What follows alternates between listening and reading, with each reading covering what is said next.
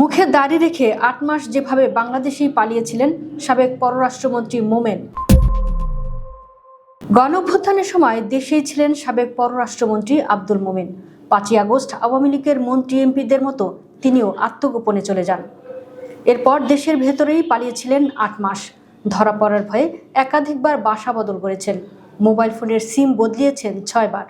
চেহারাও এসেছে আমূল পরিবর্তন, রেখেছেন দাড়িও। এখন তিনি যুক্তরাষ্ট্রে আছেন। ১ বছরের অধিক সময় তিনি অন্তরালে ছিলেন, খোঁজ খবর কেউ জানতেন না। সম্প্রতি তিনি নিজেই মিডিয়ার সামনে হাজির হয়েছেন, স্বভাবভঙ্গিতেই জানিয়েছেন দেশে পালিয়ে থাকার ঘটনা। তবে কিভাবে তিনি যুক্তরাষ্ট্রে পৌঁছালেন সেটি বলেননি। তিনি বলেন এখনও সে ঘটনা বলার সময় আসেনি, এ নিয়ে রহস্য জিয়ে রাখলেন। যুক্তরাষ্ট্রে থাকা এক বাংলাদেশি সাংবাদিকের সঙ্গে তিনি ভার্চুয়াল মিডিয়ায় কথা বলেন। ওই ইন্টারভিউতে ডক্টর মোমেন বলেছেন, গণ অভ্যুত্থানের পূর্ববর্তী সময়ে তিনি আমেরিকাতেই ছিলেন, সেখান থেকে কয়েকদিন আগে দেশে ফিরেন। আর তিনি আসার পরপরই গণ অভ্যুত্থান হয়, ফলে তাকেও অন্যান্যদের মতো আত্মগোপনে যেতে হয়েছে। প্রশ্ন করা হয়েছিল কিভাবে তিনি দেশ ছেড়েছেন, সে প্রশ্নের উত্তর তিনি দেননি। তার আগে দেশের ভেতর পালিয়ে থাকার কিছুটা বর্ণনা দিয়েছেন। বলেন, এটা একটা সিনেমা হতে পারে, সুন্দর মুভি হবে। I was the last man to leave the country. আমি কোনো অন্যায় করিনি, সো আই ওয়াজ কনফিডেন্ট। আমি কেন পালাবো? কিন্তু যখন কর্নেল সাহেব আমাকে ফোন করে বললেন, sir you will protect you, তখন আমাকে সবাই বলল, স্যার আপনার নাম্বার পেয়ে গেছে। ডক্টর এ কে মোমেন জানান, আমি কোনো আত্মীয় স্বজনের বাড়িতে যাইনি। আমার সব আত্মীয় স্বজন পাবলিকলি নোন। আমি অন্যান্য লোকের যেমন রেন্ট হাউসের বাড়িতে ছিলাম। এটা আমার খুব কাজ দিয়েছে। এক বাসার মালিকের সঙ্গে দেখা হয়েছিল।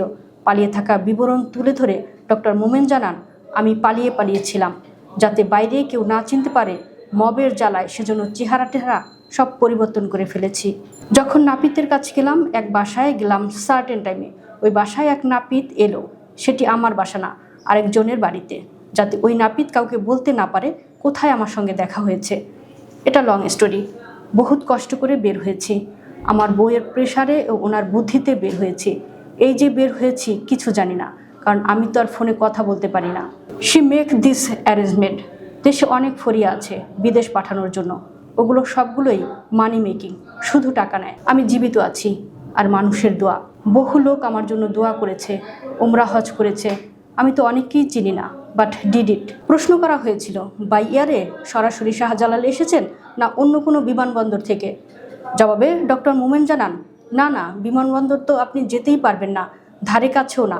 পালাইয়ে কিভাবে? বিভিন্নভাবে পালাই আসছি, বলা যাবে না, বলা যাবে কোনো এক সময়। এখন বলতে চাচ্ছি না, কারণ সরকারি লোকরাই আমাকে সাহায্য করেছে।